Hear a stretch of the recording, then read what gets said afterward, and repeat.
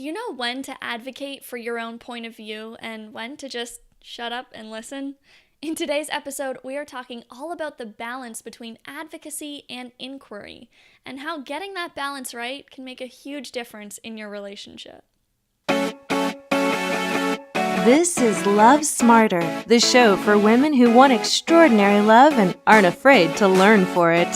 Here's your host, Laurie-Anne King.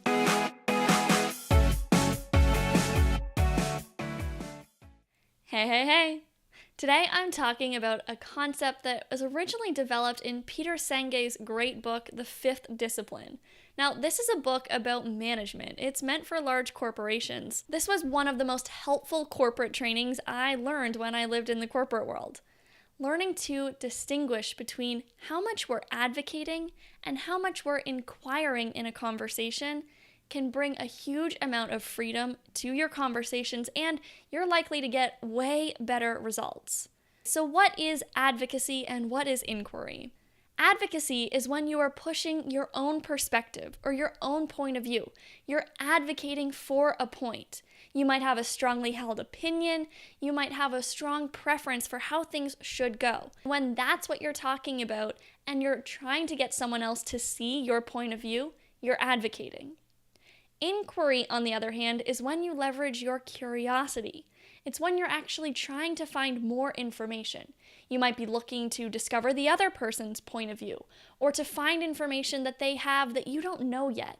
When couples fight, a lot of what happens is both people just start advocating. When two people are advocating, there's not a lot of room to understand the other person. Why? You're too busy pushing your own point, and so are they. Studies have shown that when you argue with someone, they actually become even more entrenched in their own point of view. Human beings are totally addicted to being right, and so we'll do whatever it takes to prove how right we are. Bringing inquiry into the conversation is one of the fastest ways to end a disagreement.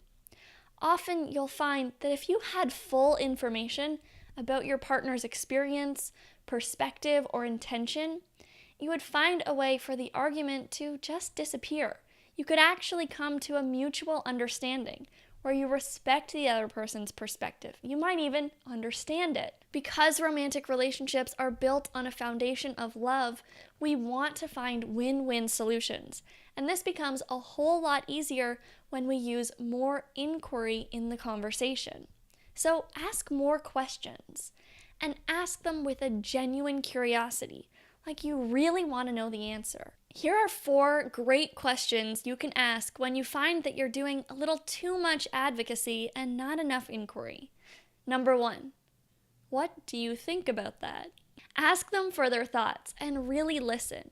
Give them lots of time to answer without advocating for anything on your behalf. Often in conversation, someone will start to explain their perspective and then will advocate in a way that tries to refute their perspective. Don't do that. Just listen. Use pure inquiry to figure out what it is that they're thinking. Number 2, how do you feel about that? Getting at someone's emotional experience is a really fast way to have compassion for them. We can all relate to feeling frustrated or sad or disappointed or discouraged. And when we communicate at the level of emotions, it's a lot easier to share an experience and to come to an understanding. So ask them, how does that make you feel? Number 3, why is that important to you? Sometimes we might not understand why someone is pushing so hard for something. Figure out why it's important to them. Ask, what does it mean to you? Why does this matter so much to you? And really listen for an answer. Number 4, what is your ideal outcome? Ask for their ideal solution. What is it that they would most like to see happen and why? Sometimes the outcome that we imagine might look different from the outcome our partner imagines, even though we share similar desires. So communicating at the level of what it is they actually desire and why can help us find some mutual ground. A lot of times in a disagreement, couples are asking questions like this, but they're asking it more like, what were you thinking? Why is that so important to you? They're bringing a level of judgment to the question. And in that kind of space, the question is not safe to answer. When you ask and use inquiry, you want to make your question as neutral as possible. Ask it like you're really genuinely inquiring. And there's nothing right or wrong about their answer.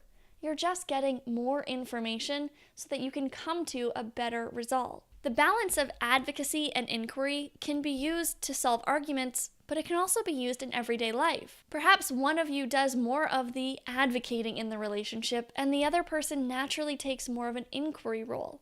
It can be really fun to shift the balance. If you find that mostly you do a lot of the talking and he asks a lot of the questions, switch it up.